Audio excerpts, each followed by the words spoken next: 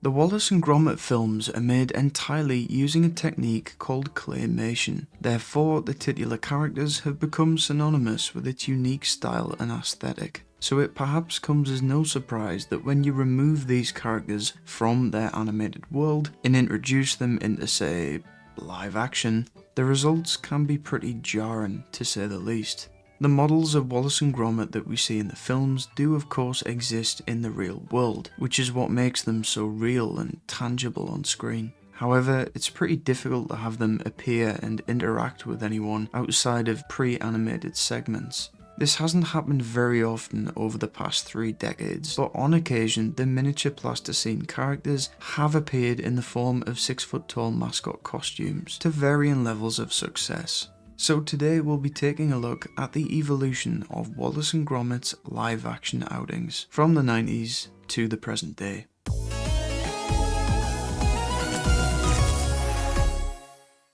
Wallace and Gromit's first live-action outing is without a doubt the most infamous. The Right Trousers aired in 1995 as a sketch on the Lenny Henry Christmas show. Henry stars as both titular characters in this admittedly effective parody aimed at a more mature audience. Come on, up them stairs! Right, let's get them trousers off.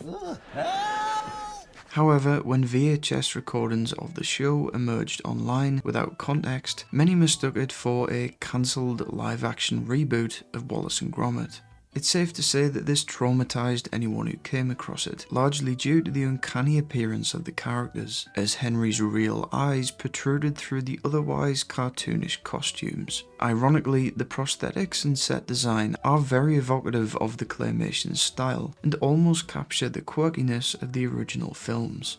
Nonetheless, there's something off and slightly unsettling about the Right Trousers, and it serves as an example as to why Wallace and Gromit should probably remain as claymation characters. So instead they went and cast Lenny Henry in the upcoming film. Aardman seemed keen to steer away from uncanny prosthetics in the duo's next live outing, just 2 years later in 1997. Wallace and Gromit Alive on Stage in a Grand Night Out is an infamous piece of lost media, as no footage is known to exist of any performances. The closest thing we have are these grainy black and white photographs, which combined with the minimalistic design of the characters, gives the impression they were taken at the inception of Disneyland in the 1950s. Alas, this was not the case, but seeing Wallace and Gromit depicted as 2 normal blokes wearing fake noses feels like a weird fever dream that perhaps should remain lost. Whilst it succeeds in being less trauma-inducing than the Right Trousers, and the show was allegedly well received, A Grand Night Out continues to highlight the struggles of translating a stop-motion franchise into live action. 8 years later, on the 2nd of October 2005, Wallace and Gromit The Curse of the Were-Rabbit premiered in London to critical acclaim. The voice of Wallace and star of the movie, the late Peter Sallis, was in attendance and accompanied by 2 looming figures. These appear to be the first traditional mascot costumes created in Wallace and Gromit's likeness, and are instantly more approachable than the previous versions, largely due to the absence of any human elements. Gromit looks alright off the bat, with the only telling signs of this costume's true nature being a rather obvious seam down the middle and 2 mesh eye holes on the chin. Well, that's until you realise the hands and feet are detached from the rest of the body, giving the impression that Gromit is wearing his own fur. Wallace is very pale, with this expression that's somewhere between stern and completely vacant. He's wearing a rough approximation of Wallace's outfit, though at some point the tie is pulled over the jumper and remains that way for the rest of the premiere. He seems to have mesh eye holes hidden behind the teeth, which I don't imagine would be of much use, though they are admittedly well disguised. In searching for pictures of the premiere, I came across these images depicting 2 very different mascot costumes alongside Nick Park. This was in fact another premiere of the same movie, this time on the 22nd of October at the International Film Festival in Tokyo. so it seems that they created their own noticeably fluffier renditions of the characters for this event. Wallace appears much larger this time round, allowing for more exaggerated proportions, such as the giant hands and feet. His expression is much more endearing, with his skin tone and face shape that more closely matches his claymation counterpart. The decision to depict Wallace's skin as furry is a bit strange and kind of preempts the events of the movie, but the overall look is a noticeable improvement nonetheless. The only drawback is that the teeth are now just stuck on and don't appear quite as convincing. Gromit, however, is much more suited to this flocked appearance, though his eyes and nose are now smaller, with a more prominent brow that makes him appear mildly annoyed from certain angles. I can't see any eye holes on these costumes, so I don't know how the performers could see, but these are just a vast improvement in terms of appearance, so naturally this is the one and only time they were ever used.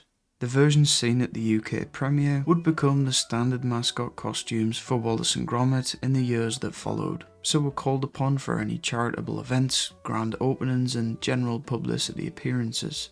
The most notable perhaps sees the duo stood outside of 10 Downing Street, which the press of course capitalised on. Today, after launching a wide-ranging attack on the media, the Prime Minister, Tony Blair, poses with life-size Wallace and Gromit characters to promote the Wrong Trousers Day 2007. These versions of the characters have never really gone away, even though there was a redesign back in 2013. It was this year that Wallace and Gromit's Thrill-O-Matic opened at Blackpool Pleasure Beach, or British Disneyland.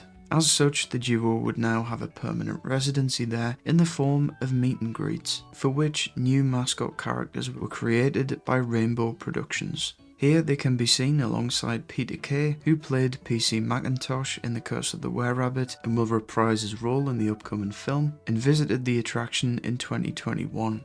The most notable change is Wallace's head, which is now an almost perfect match to his original model, with 2 rows of teeth to create an actual expression of joy, as opposed to whatever this is. Gromit is now similarly on point, with a semi-transparent nose that can be seen out of, apparently allowing for one less viewing hole on the chin. These updated costumes have started to be used elsewhere, but as mentioned previously, the 2005 versions haven't exactly been retired, so still pop up from time to time. When Aardman collaborated with P&O Cruises in 2023, the new Wallace costume was used for special appearances on the ships. But as for Gromit, well, the photo speaks for itself. This resulted in some hilariously negative reviews, as holiday goers were promised a special appearance from Wallace and Gromit, and instead were met with Wallace clutching a tiny, strangely proportioned Gromit in one hand. "When have we ever seen Wallace carrying Gromit in the films?" someone commented. "He's almost the same height as Wallace, he'd put his back out." From the 9th of February 2023, a live show titled Wallace and Gromit All Hands on Deck would be performed on P&O Cruises. Initially, it seemed as though the show would only feature pre-recorded segments of Wallace and Gromit on screen, but live mascot costumes also made an appearance. These were created by Costumes with Character and depict the duo wearing their P&O officers' uniforms. This is without doubt the closest Wallace has ever looked to his original model, but the head appears oversized in proportion to the rest of the body. Gromit, however, perhaps strays the furthest from his original design, with this strange dark brown coloured fur and an enormous nose that seems to drastically alter the look of the character. It's basically a full-size version of the unfortunately small Gromit that we saw earlier, complete with that red spike collar that we only ever see him wear very briefly in the films. Regardless, it's fascinating to see just how much Aardman's approach has changed from the duo's first stage show 20 odd years ago, and God forbid their live action debut in the Lenny Henry Christmas show. Overall, there's been significant improvement in the designs of these mascot characters, and they serve as just about the only way that kids could ever interact with them. But the fact remains that portraying Wallace and Gromit in any other medium than claymation is always going to be jarring. If you've ever seen those pictures of Kermit as a fully sized mascot costume, it's kind of horrifying because we've seen Kermit in real life, and that's not what he looks like. Similarly, Wallace and Gromit exist as these plasticine puppets in the real world, and seeing them over 6 foot high doesn't quite ring true. So I hope you've enjoyed the evolution of Wallace and Gromit in live action over the years. The examples we went over are all officially licensed by Aardman, believe it or not, but there are many unintentionally nightmarish creations out there that aren't. That's something we might have to take a look at in the future. But until then, thanks for watching and I'll see you next time.